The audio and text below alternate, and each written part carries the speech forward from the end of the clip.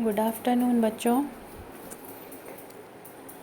आज हम लोग भ्रूणोद्भव या भ्रूण विकास के बारे में पढ़ेंगे। इंग्लिश में जिसे हम एम्ब्रियोजेनी कहते हैं। ठीक है, कल हम लोगों ने क्या पढ़ा था कि किस तरह से भ्रूणपोष का विकास, किस तरह से द्विनिषेचन होता है, दोहरा निषेचन जिसे कहते हैं, त्रिसंयुग्मन क्या है और किस प्रकार से भ्रूणपोष का निर्माण होता है, भ्रूणपोष कितने प्रकार के होते हैं, ये सब चीज़ें हम लोगों ने कल पढ़ी थी। अब आगे आज हम लोग पढ़ेंगे भ्रूण का विकास। अब बच्चों, भ्रूण वास्तव में है क्या? कल जो हम लोगों ने पढ़ा था कि किस तरह से अंड जो है वो एक नर युग्मक से निषेचित होता है और युग्मनज का निर्माण करता है, उसी तरह से दूसरा नर युग्मक ध्रुवीय कोशिका को निषेचित करके भ्रूणपोष का निर्माण करता है। तो चूँकि भ्रूणपोष जो है उसके अंदर ही युग्मनज पाया जाता है, इसलिए पहले भ्रूणपोष का निर्माण होता है, उसके बाद युग्मनज और युग्मनज से भ्रूण का। इसलिए मैंने पहले आपको भ्रूणपोष के बारे में कल पढ़ाया था। अब आज हम लोग आगे भ्रूण के निर्माण और विकास, भ्रूण का निर्माण और किस तरह से उसका विकास होता है, ये सारी बातें आज हम लोग पढ़ेंगे। तो आइए बच्चों, हम लोग देखते हैं यहाँ पर युग्मनज, युग्मनज से भ्रूण। ठीक है, युग्मनज में जब विभाजन होता है तो वो किस तरह से कई बार विभाजन होने के फलस्वरूप वो भ्रूण में परिवर्तित हो जाता है। ठीक है, यहाँ पर आप लोग अभी हम लोग बच्चों देखो, ये तो आप लोग जानते हो कि पौधे जो हैं वो आवृतबीजी पौधे दो प्रकार के होते हैं, द्विबीजपत्री और एक बीजपत्री। ठीक, और ये किस आधार पर ये नामकरण किया गया है? बीजपत्र के आधार पर। ठीक है, जिसमें दो बीजपत्र होते हैं उसे हम द्विबीजपत्री, और जिसमें एक ही बीजपत्र होता है उसको हम एक बीजपत्री पौधे कहते हैं। तो आइए अब हम देखते हैं कि किस तरह से भ्रूण का विकास जो है वो द्विबीजपत्री में किस प्रकार होता है और एक बीजपत्री में किस प्रकार होता है। वैसे तो जो प्रारंभिक अवस्था होती है, यानी कि जो भ्रूण से, जिसको हम प्रो एम्ब्रियो कहते हैं, जो सबसे पहले एम्ब्रियो बनता है उसको हम प्रो एम्ब्रियो के नाम से जानते हैं। तो उसका विकास द्विबीजपत्री पौधे और एक बीजपत्री पौधों में समान रूप से होता है। एक विशेष अवस्था आ जाने के बाद वो दोनों में अंतर हमें दिखाई देने लगता है। ठीक है, तो ये जो मैंने यहाँ पर आपको डायग्राम बनाकर दिखाया हुआ है, ये बच्चों यहाँ तक का, इसको देखिए आप, यहाँ तक का जो डायग्राम है वो दोनों ही पौधों में, यानी द्विबीजपत्री में भी और एक बीजपत्री में भी एक समान चलता है। जहाँ चेंज आता है वो इस अवस्था से आता है। ठीक है, तो पहले हम लोग देख लेते हैं कि कैसे इसकी शुरुआत होती है। यहाँ पर देखिए बच्चों आप, ये है युग्मनज। ठीक, युग्मनज कैसा है? डिप्लॉयड है या द्विगुणित है। इसमें गुणसूत्रों की संख्या कितनी है? दुगनी है। 2n से हम इसको प्रदर्शित करते हैं। अब इसमें क्या होता है, ये मैंने एरो से यहाँ आपको दिखाया हुआ है कि युग्मनज में एक पहले क्षैतिज विभाजन होता है। क्षैतिज विभाजन जो है वो इस तरह से होता है कि वो दो असमान भागों में बंटता है। जैसा कि आपको दिख रहा होगा, ऊपर वाला हिस्सा बड़ा है और नीचे वाला छोटा है। ठीक है, ऊपर वाले हिस्से भाग को हम क्या नाम देते हैं?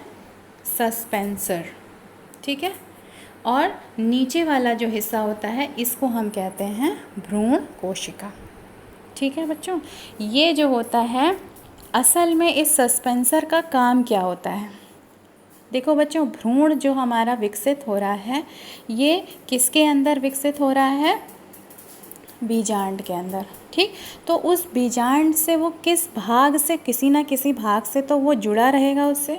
तो जिस पॉइंट से या जिस अंग के द्वारा वो बीजांड से जुड़ा रहता है उस भाग को हम क्या कहते हैं? सस्पेंसर। ठीक है, अब बच्चों ये इंग्लिश नाम है, इसके हिंदी नाम और भी ज़्यादा क्लिष्ट हैं, तो इसलिए आप ये नाम याद करने की कोशिश करिएगा। जो सस्पेंसर होता है वो आकार में बड़ा हमें जैसा कि दिख रहा है, और ये किस तरफ होगा बच्चों, ये माइक्रोपाइल की तरफ होगा। ठीक है, माइक्रोपाइल का अर्थ क्या हो गया? माइक्रोपाइल आपको मैंने बताया था कि वो स्थान, वो छिद्र जहाँ से पॉलन ट्यूब यानी कि पराग नलिका अंदर की तरफ प्रवेश करती है, उसको हम कहते हैं माइक्रोपाइल। ठीक, और माइक्रोपाइल के जस्ट अपोजिट साइड में यानी कि विपरीत ध्रुव की तरफ एंटीपोडल होता है ना। आपको ध्यान होगा कि जो माइक्रोपाइल होता है उसी तरफ हमारा क्या होता है, अंड कोशिका पाई जाती है ना, और वहीं पर हमारा युग्मनज बनता है। ठीक, तो और उसके जस्ट विपरीत ध्रुव पर अगर आप चित्र का ध्यान करिए तो उस विपरीत ध्रुव पर हमें क्या मिलती हैं, एंटीपोडल सेल। तो ये जो एंटीपोडल सेल हैं उधर की तरफ भ्रूण कोशिका का निर्माण होता है और सस्पेंसर का निर्माण माइक्रोपाइल की तरफ होता है। ठीक, माइक्रोपाइल वो छिद्र है जहाँ से पॉलन ट्यूब या परागनलिका अंदर की तरफ प्रवेश करती है।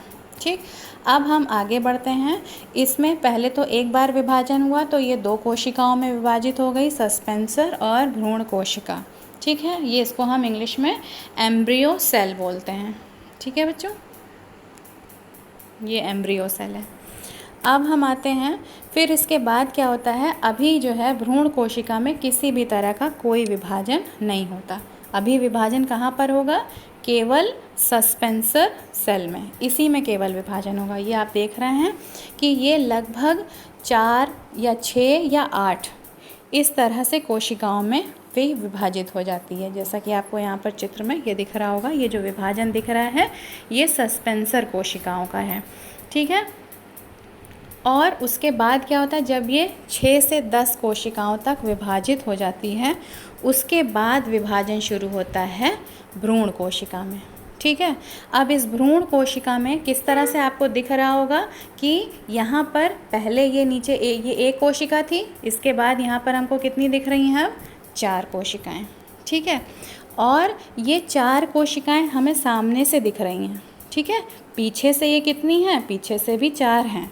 ठीक है, तो इस तरह से हमें यहाँ पर कितनी कोशिकाएं टोटल हमें प्राप्त होंगी, 8 कोशिकाएं। ठीक, अब उसके बाद क्या होता है, आगे बढ़ते हैं हम, तो ये वाला चित्र अब आप देखिए, इसमें क्या होता है कि ये जो कोशिका है, भ्रूण की कोशिका जो है, ये अब दूसरे टियर में विभाजित हो जाती है। टियर का मतलब क्या होता है, दूसरे स्तर पे। ठीक, यानी कि जैसे यहाँ से हमें दिख रहा है 4 और पीछे 4, इसी तरह से उसके जस्ट आगे की साइड से दूसरा विभाजन शुरू होता है और वो कुल मिलाकर जो है 16 कोशिकाओं में विभाजित हो जाती है। ठीक है, यानी कि यहाँ पर हम ये लिखा भी हुआ है मैंने, 2 टियर में विभाजन। ठीक है, अब इस अवस्था में क्या होता है कि ये भ्रूण कोशिका एक बॉल जैसी दिखाई पड़ने लगती, गोलाकार हो जाती है। ठीक है, जिसको हम क्या नाम देते हैं, इस अवस्था को हम नाम देते हैं ग्लोबुलर एम्ब्रियो या गोलाकार भ्रूण। ठीक है बच्चों, ये पहली अवस्था है, इसको हम कहते हैं फर्स्ट स्टेज। ठीक, अब आगे बढ़ते हैं।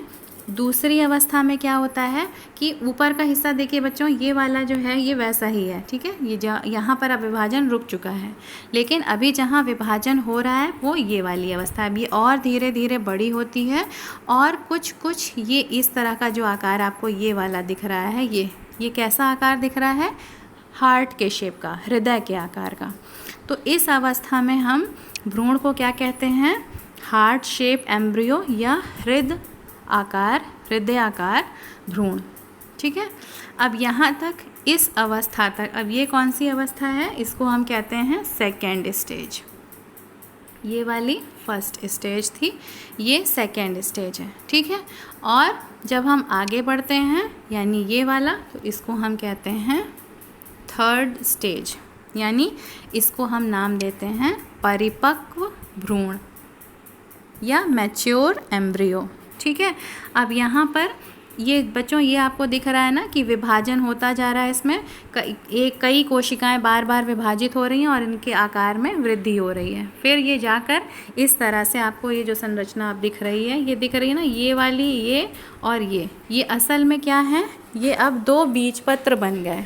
ठीक है, जब यहाँ से बीजपत्र 2 हो जाते हैं तब वो पौधे जो हैं वो द्विबीजपत्री, यानी कि यहाँ से ही सारा चेंज हमको दिखाई देगा। द्विबीजपत्री पौधों में इस तरह से 2 अलग अलग बीजपत्र हमें प्राप्त हो जाते हैं, जिससे हम बीजपत्र को हम क्या बोलते हैं, कॉटिलेडन्स।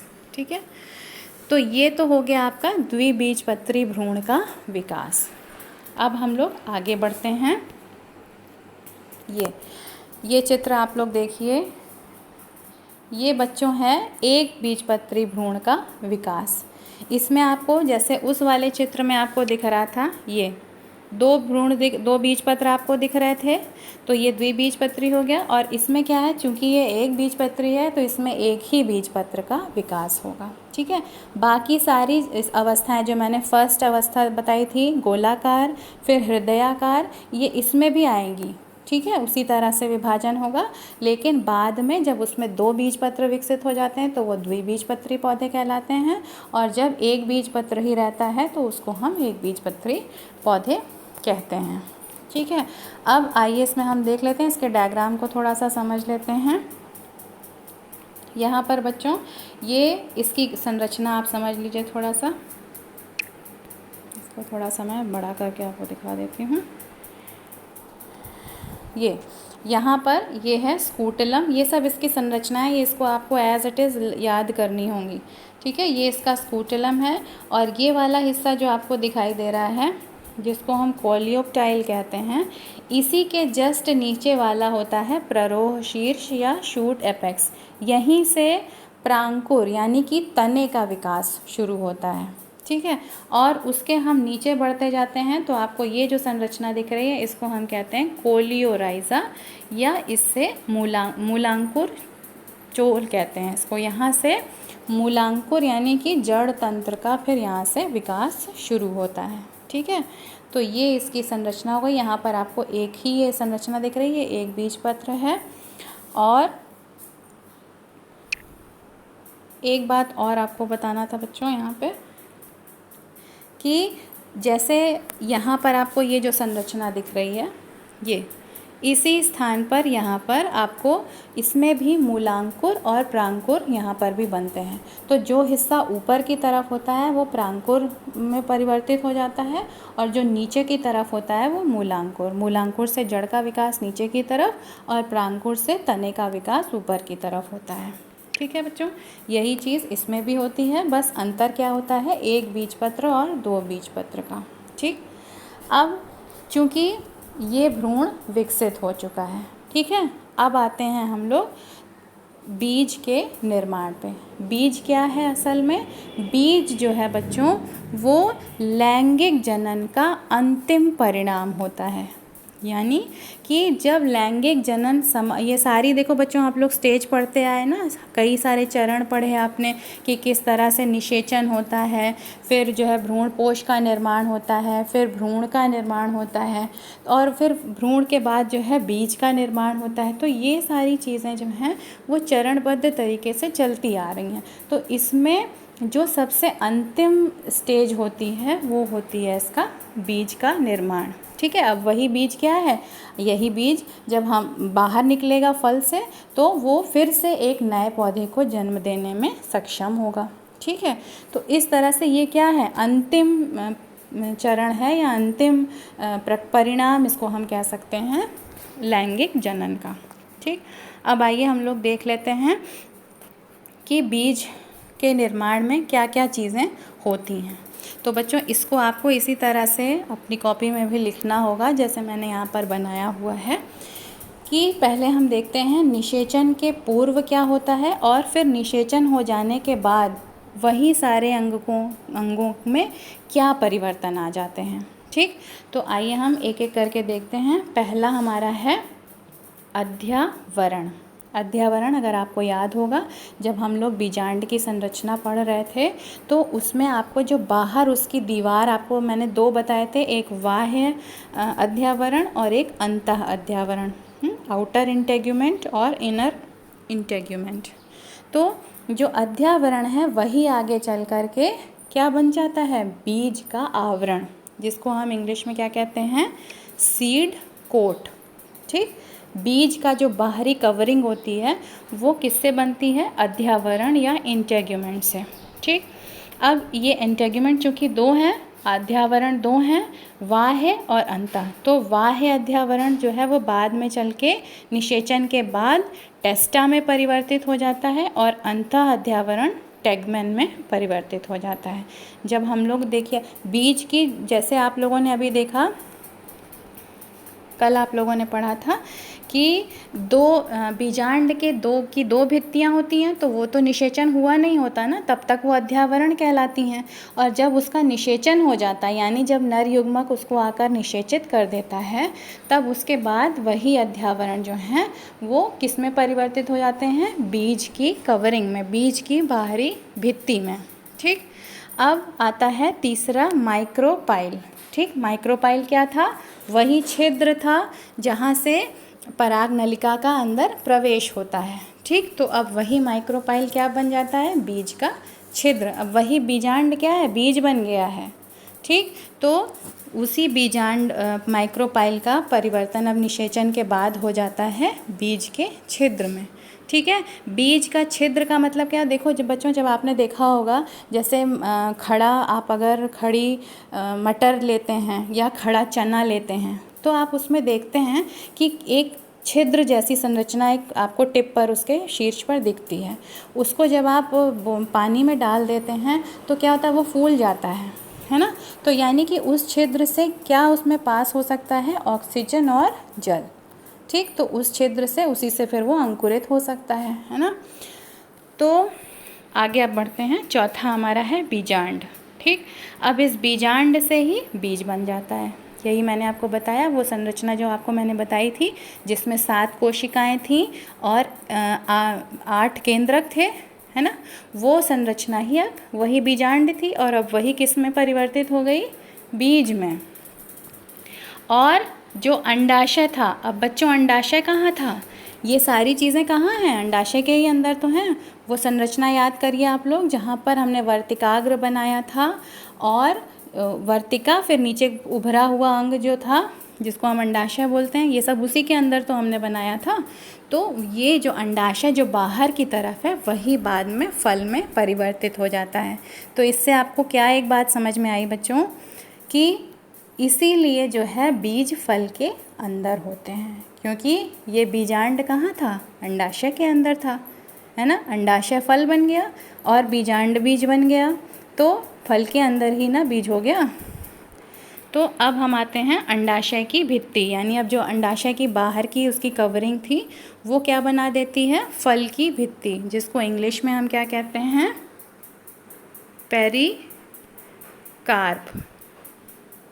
ठीक है, अब बच्चों ये यहाँ पर एक चीज़ मैंने आपको लिख दी है, इसको समझ लीजिए कि फल भित्ति जो होती है वो 2 तरह की होती है। जो हम फल खाते हैं, वो कुछ फल होते हैं जो गूदेदार होते हैं, जिसको हम डायरेक्टली ऐसे ही खा लेते हैं, है ना, जैसे अंगूर हो गया, अमरूद हो गया। तो इसकी जो बाहरी भित्ति होती है वो गूदेदार होती है, जिसको हम खा सकते हैं पूरा। और कुछ होते हैं जिनकी फल भित्ति बहुत कठोर होती है, जिसको हमें हटा कर खाना पड़ता है, जैसे बेल हो गया, है ना, बहुत हार्ड होती है। जैसे मटर हो गया, तो मटर में भी जो हम खाते हैं वो तो अंदर वाला हिस्सा खाते हैं, जो उसका बाहर का है वो छिलका हम उसको निकाल देते हैं, तो वो उसकी फल भित्ति होती है। ठीक है बच्चों।